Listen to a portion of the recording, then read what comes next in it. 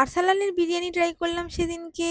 Yes, so আমরা গেছিলাম আরসালানের হাতিবাগান আউটলেটে। আর যেতে যেতে কিন্তু এই গলিটাতে একটু ছবি তুলে তো আমাদের যেতেই হতো। আর তারপর পৌঁছে আমরা একদম ভালো করে মেনু কার্ডটা পড়লাম আর শেষে অর্ডার দিলাম কি, বিরিয়ানি। আর সাথে নিয়েছিলাম একটা নান, বাটার নান, আর সাথে মাটন পাসান্দা।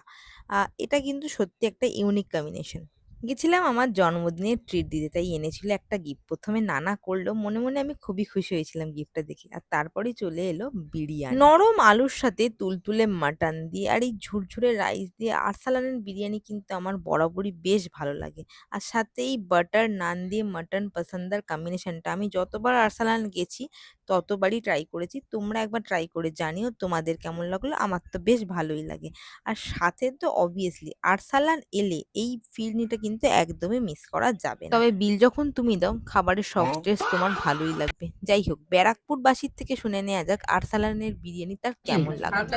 না, বিরিয়ানিটা সত্যি ভালো। বিরিয়ানি কোয়ালিটি নিয়ে কিছু বলবো না।